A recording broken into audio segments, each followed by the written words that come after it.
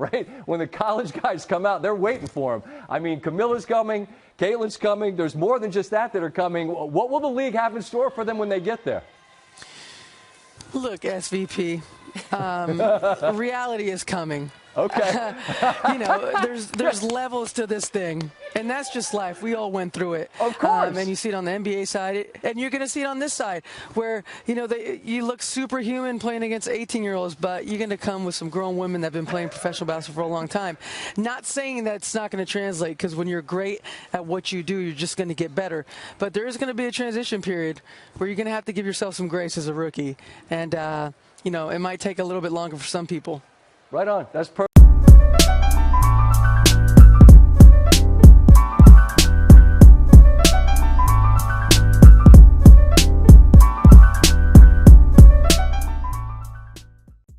What's going on there, guys? We back with another one, and today we got to talk about Caitlin Clark a little bit and how her NBA career is going thus far. And she scored well in her first game, ended up with 20 points, shot 6 for 15 from the floor, 4 for 11 from the arc. But she did have a whopping 10 turnovers, and that was in large part due to Dijonai Carrington. In game 2, she didn't shoot well from the field, 2 for 8 from the field, 1 for 7 from 3. She did grab 7 boards, 6 assists.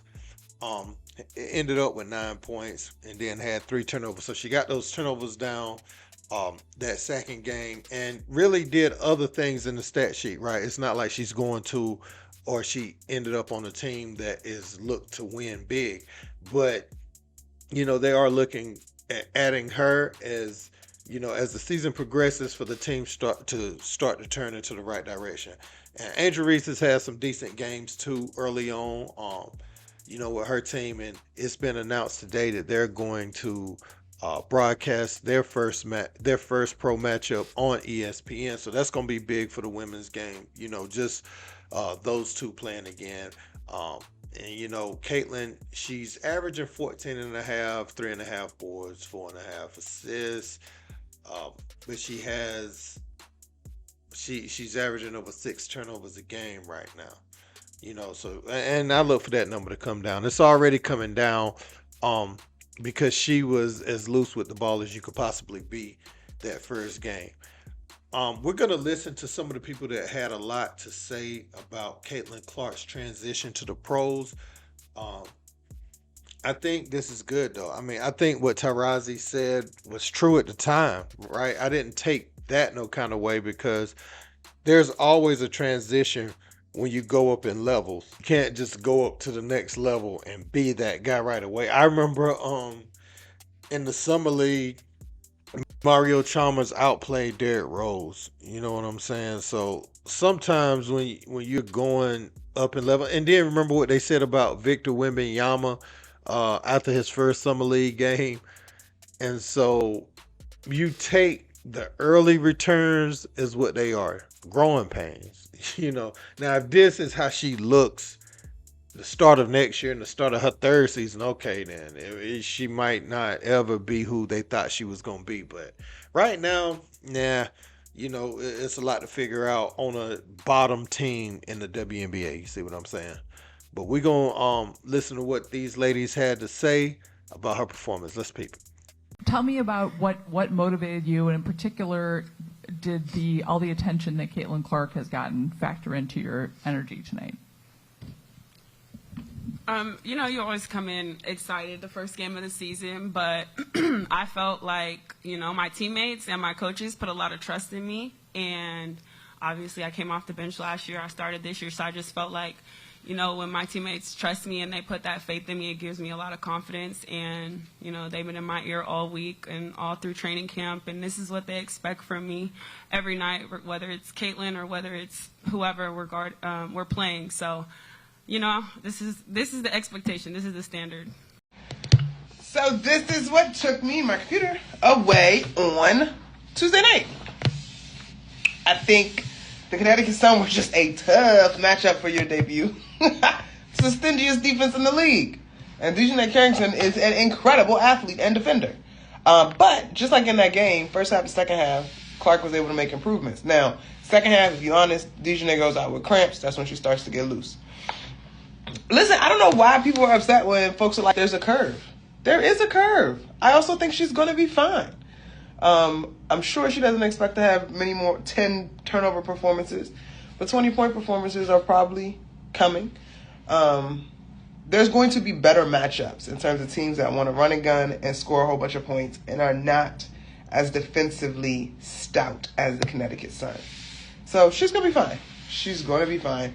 I might be pulling up to the Fever game tonight if I can pull off a ticket. What did you see last night, Andraya Carter? I saw Caitlin Clark in her first WNBA game facing the best defense in the league. Yeah. The Connecticut Sun are known for their defense. That's what they do. They're physical, they're fast. Dijonai Carrington is an elite defender who I think is coming into this season with something to prove. She proved it and started to prove it in yesterday's game. But listen, the thing about the Connecticut Sun, 2 seasons ago they were in the finals.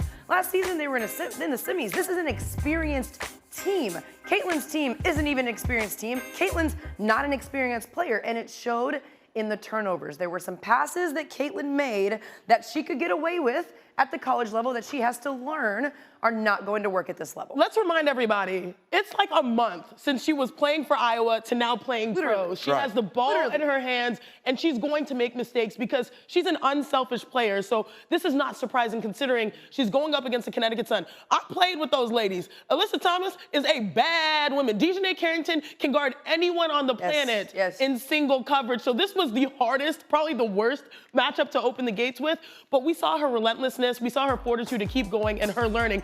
Watch this play right here. You never pick up the ball that far away from the basket. In college, you can really burn teams off of one action, but that second action, that second layer of defense, they will pick you off. Again, here's the double team. She sees a player open, but really it's Bree Jones. Welcome back, Bree Jones. 2 playing 1, able to get the steal. And then again, watch this final turnover. She's in the open floor. Typically, your teammates will turn on the jets. Nope, that's AT. She puts the defensive clamps on. She can read that. She's ambidextrous, uses her left hand and her right to get the steal. So again, in college, you know, you're dribbling, you throw a pass, typically you catch and score. No, in the W, there's a second defender waiting, and so I think we saw the learning curve in real time. All of these are valid points. It looks like the thing she's struggling with right now the most is the speed of the game, how quick things close up. You may see a play, but by the time you see a play and you think the play and then you try to make the play, then it's closed up already. You got to see the play ahead and already be done made it, because that thing is not like the college level, you know. And I see them blitzing her out front and really taking away her vision, you know. And so she's going to have to learn how to keep her dribble alive, see the trap before it gets there, and not go into no man's land with the ball, which is, these are all common things. And it's a tougher adjustment, I feel like, to make it the highest level.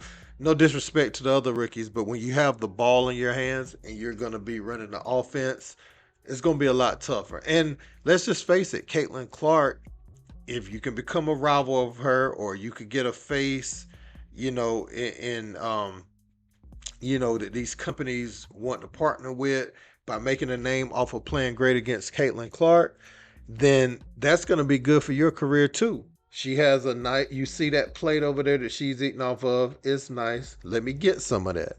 And I like that. You know, I like the competition in the women's game. Again, I think she's going to figure it out.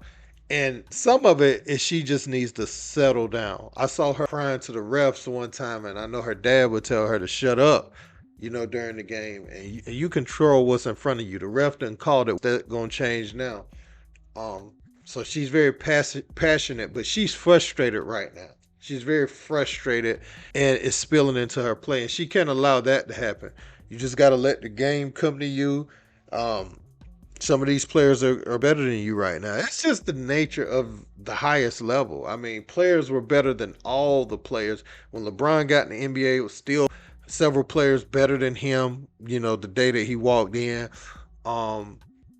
You know, so that'll never change. I mean, Wemby players was better than him. Even, you know, Taurasi and all them, it was players still better than them when they walked in. But, you know, Caitlin's going to have to, I think one of the things she's going to have to focus on, I know she'll grow this season, but just her strength. She's going to have more strength coming in the next season. But I think once Caitlin The game slows down to her processing speed speeds up for this level. It's going to be lights out again. You know, it's going to be lights out again. I was happy to see her go right and pull up and shoot a jumper opposed to always having to go left for that step back three. She's going to have to change that a little and not be as predictable about when she's going to take certain shots. You know, if she goes left, she's going for that step back three and up that at this level.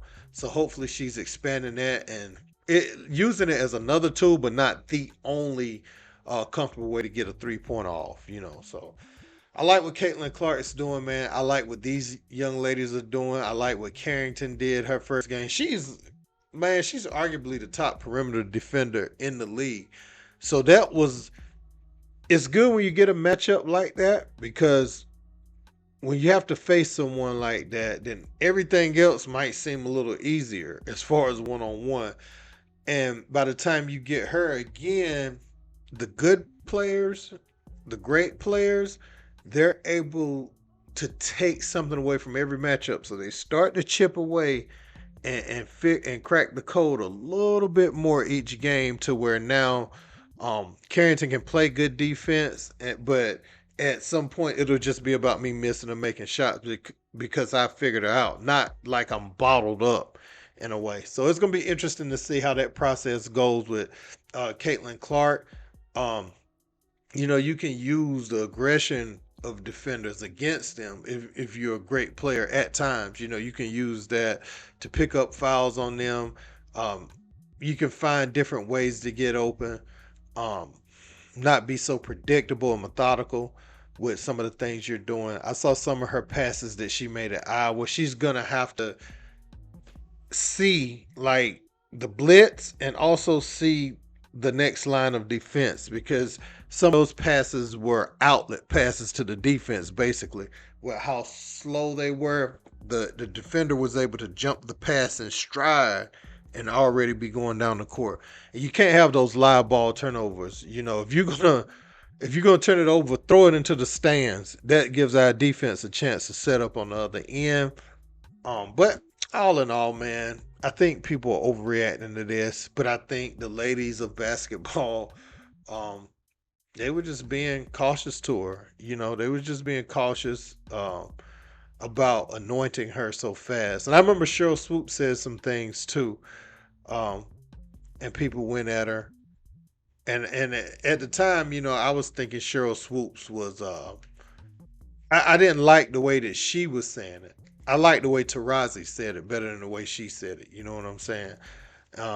Because it seemed like she had an agenda with the way she was saying it. But I don't know, man. Let me know what you guys think in the comments, though. Don't forget to like, share, and subscribe. Till next time. Peace. Skip tweeted something, and although I disagree with the tweet, and hopefully Skip would take it down. I'm not going to take it down. Skip. Skip. Skip. Skip. Skip. Skip. Skip. Skip. Skip. Skip.